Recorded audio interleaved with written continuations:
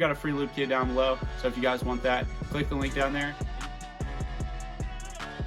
What's going on YouTube? Taylor Prentice back here with another video. In this video I'm going to be talking about 5 hot producer takes I have, and let me know if you guys agree with me down below on any of these. Some of these are kind of controversial, but I want to give my opinion on them, so let's just go ahead and get right on into it. The first thing is mixing your beats. You shouldn't have to spend a bunch of time or be super intensive when you're mixing your beats, in my opinion. You should just start off with high quality sounds, and that's going to lead you to a quicker mix that ends up sounding better anyways.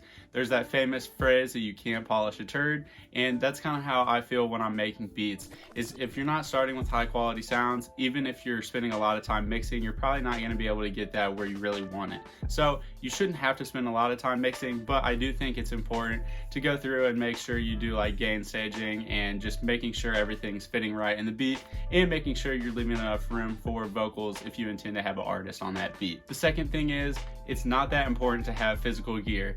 Yes, it can help, and especially if you're someone who likes to like play keys and stuff, obviously that's going to be something that you're going to want, but it's not something that you have to have. I am pretty much all in the box, and I know like Alex Toomey, even though he's not technically a producer, he's an engineer, he's very similar. Everything he does is just in his laptop. There's not a lot of outboard gear, and like I have some MIDI keyboards, but I'll post some videos of them. They're pretty dusty. Goes to show you, like, I really just don't use them, and I feel like a lot of people are that way. They're like, oh, I'm gonna use this beat pad or like this MIDI keyboard, and then they buy it and don't end up using it.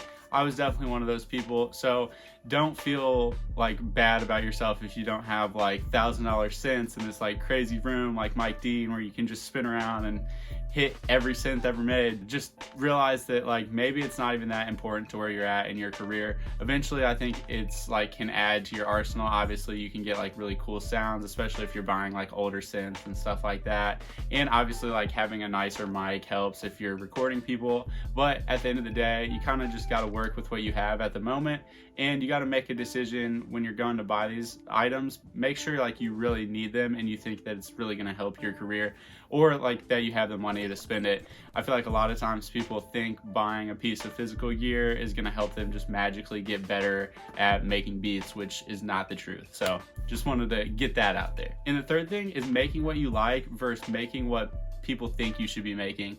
And I'm in the boat where you should make what you like and try to incorporate in new trends or new things that you hear in music so you can kind of stay up to date. We don't want to sound like we're making beats from the 90s, but we also don't want to sound like we're just making what's hot at the moment, because then by the time you're making that and sending out to artists and artists are rapping on it, by the time those songs like would get prepared to be released, the kind of sound has already changed. So don't chase trends, make your own unique sound. That's kind of what I've been doing. I've been kind of going for like the stoner, like old soul sample with like a trap influence. So yeah, go ahead and try to make your own style. I know like right now like the rage beats got really big, and it seemed like there was a million people trying to make rage beats, and like even I tried to make a couple. Or like drill, it was the same thing with drill a couple years ago when New York drill was really popping off. Everyone was trying to make drill beats, and just realized that like not everything is for you. And I tried to like make what I listen to. That's why like I wasn't very good at rage beats or drill beats, because I don't really listen to that kind of music. There are some songs from those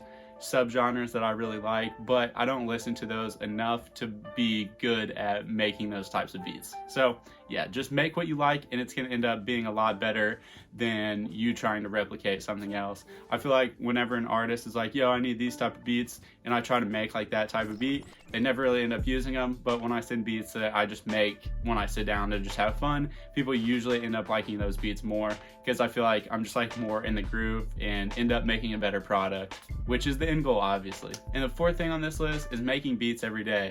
I don't think you need to make beats every day. It can be super unhealthy if you're super focused on making beats every single day, and you got to really sit down and think about it and realize that if you're making beats every single day, like, are you taking the time to send them out? Are you doing any marketing for yourself? Are you like building a brand, or are you just making a bunch of beats that are going to end up sitting on your laptop? Because if they're not getting turned into songs, that's kind of pointless, especially if you're not posting them on like Spotify or anything like that, which I know some people do.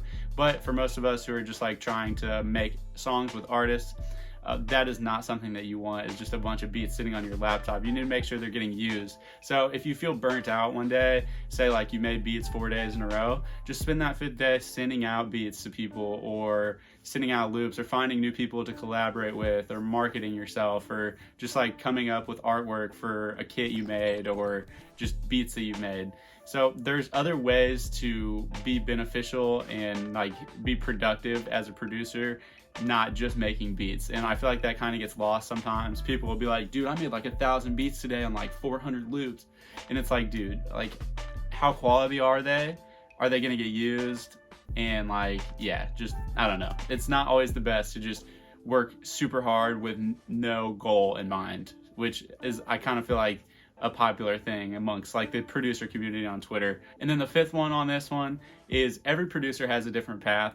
So obviously, like, we all love to watch the producer grind videos where they're talking about how they made it and like what all types of routes they took and what they did that didn't work and what they did that did work. And while those can be great videos, and I think it's important to watch as many of those as you can, it's not gonna be, your path is not gonna be exactly like someone else. So like Kid Hazel was someone on there recently.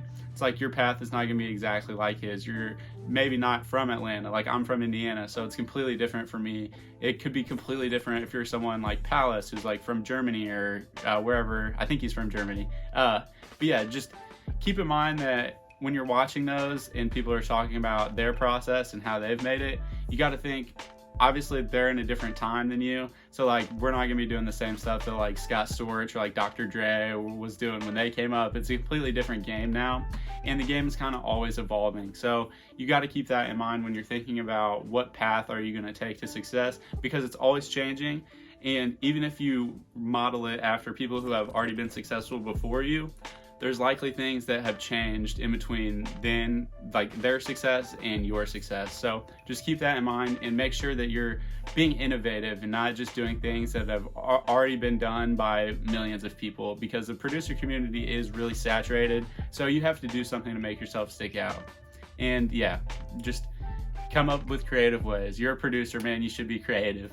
But that's pretty much it for this video. Let me know if you guys agree with me on any of these points. I feel like these really weren't like super controversial, but there are some things that I hear people talk about in the community that I just wanted to give my opinion on. So hopefully you guys enjoyed it. If you could hit that like and subscribe, I would really appreciate it.